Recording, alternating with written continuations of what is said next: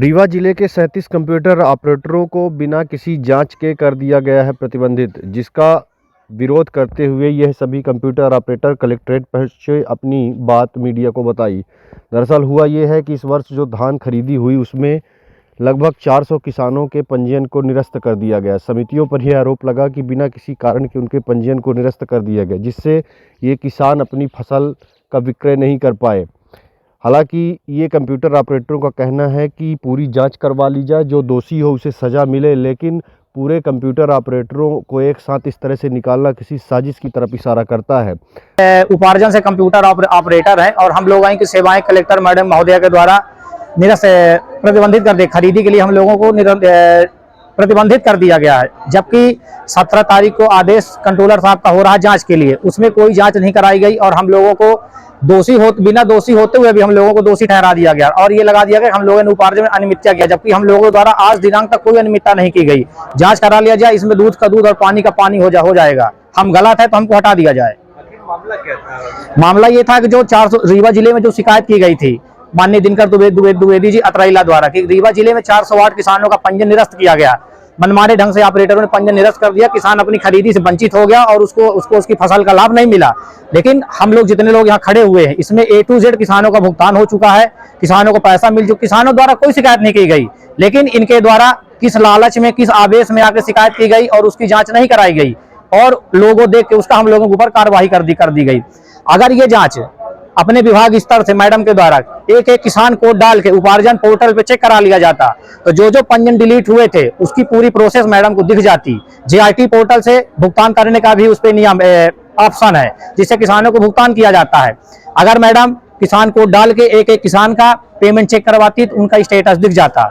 जहाँ पे किसानों के पंजीयन डिलीट हुए हैं उन किसानों की समितियों के किसानों का कोड नंबर डाल के चेक कर लेते, तो आज हम लोग ये स्थिति में नहीं घूमते। 37 ऑपरेटरों को हटाया गया, एक बार 24 ऑपरेटरों को हटाया गया, फिर 5 ऑपरेटरों को हटाया गया, फिर 7 ऑपरेटरों को हटाया गया।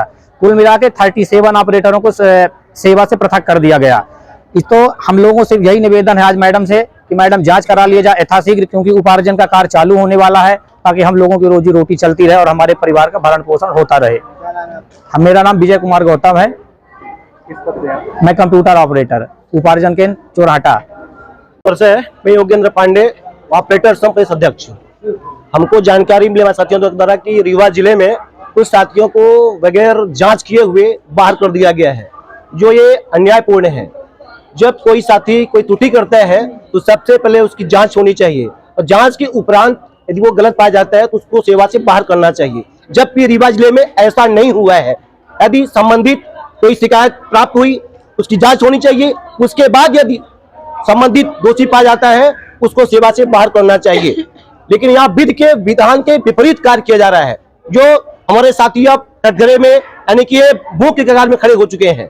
तो मैं आज माननीय मैडम जी को जब समय में पत्र दिया हूँ और मैंने आग्रह किया हूँ कि हमारे साथियों को ये जहाँ भी ये डाटा डिलीट की बात आ रही है, डाटा डिलीट पोर्टल में सुविधा दिया हुआ है कि जहाँ पे कोई त्रुटि होती है उसको सुधार करने के लिए। इसका मतलब ये नहीं कि अपन ने कोई डाटा को डिलीट कर दिया तो गलत है, वो गलत तब माना जाएगा जब उसकी हम जांच कराएंगे, वो सिद्ध होगा। और जब किसान के द्वारा कोई शिकायत नहीं की गई, हमारा पंजीयन हटाया गया है, हमको बेचने में परेशानी हुई है, हमारा पैसा नहीं आया है, तो ये विभाग कैसे कह सकता है कि हमने गलत किया हुआ है? भाई सुविधा दिया हुआ है। अरे पटवारी जब कोई भी काम करता है तो डाटा में इंटरफेयर हो जाता है, उसको कोई सजा नहीं होती है। होती है क्या? किसान क्या करता है, फिर मुकदमा लड़ता है, कोर्ट में जाता है, कचहरी में जाता है, उसके बाद उसका निर्णय होता है, तो वहां पे किसान भुगतता भी है और कुछ होता भी नहीं है। तो यहाँ हम तो किसान के साथ हमेशा उसके न्याय में खड़े हुए हैं। रात दिन हम सेवा भी कर रहे हैं और सेवा करने के बाद हम ही को कटघरे में खड़ा किया जा रहा है। आपको आश्वासन यहाँ से क्या मिला? मैडम जी ने कहा है कि मैं जांच करवा रही हूँ, जबकि 17 तारीख को आवेदन पहले दिया गया है। आज 7 दिन हो गए, तब भी बोला गया जांच हो रही है। और अभी सुनने में ये आया है कि हमारे विभागीय जो अधिकारी प्रशासक है, प्रबंधक है, उनको दबाव बनाया जा रहा है कि आप नए ऑपरेटर को लॉगिन करवाओ। ये कहाँ का न्याय संगत है? तो मैं ये चाहता हूं कि जब तक जांच नहीं होती फाइनल, हमारे पुराने साथियों को काम पे लिया जाए और जांच के उपरांत दोषी पाए जाते हैं इनको कार से पार किया जाए। लगता है आपको दोषी कौन हो सकता है? दोषी देखिए, 36 ऑपरेटर है, मैं 36 की बात नहीं करता हूं। हो सकता है 1-2 ऑपरेटर दोषी हो, लेकिन सारे ऑपरेटर दोषी नहीं हो सकते।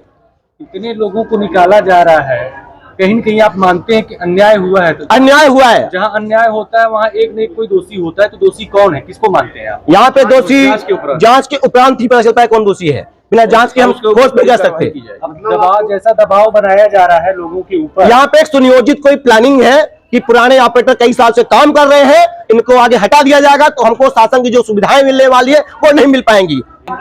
लेकिन निकालना तो ठीक है, निकाल ही दी, उसके बावजूद ये भी प्रशासक हमारे समिति प्रबंधक को भी प्रेशर डाल रही है कि तुरंत लॉगिन कराएं। अगर हमारी जगह में कोई दूसरा ऑपरेटर अगर आ गया तो हम लोग फिर क्या करेंगे? जांच तो जांच ही रह जाएगी फिर।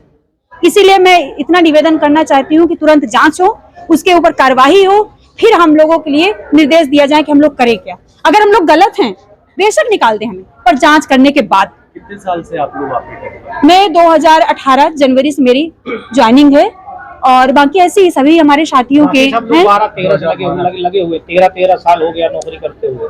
आज कहाँ किससे मिले हैं? मैं तो अभी कलेक्टर मैडम के पास गई थी, जिन्होंने कहा कि बस इसमें जांच की जाएगी, थोड़ा टाइम लगेगा। लेकिन मैं ये कहना चाहती हूँ कि अगर टाइम लगेगा तब तक में तो दूसरे ऑपरेटर की लॉगिन हो जाएगी, तो हम लोग क्या करेंगे फिर?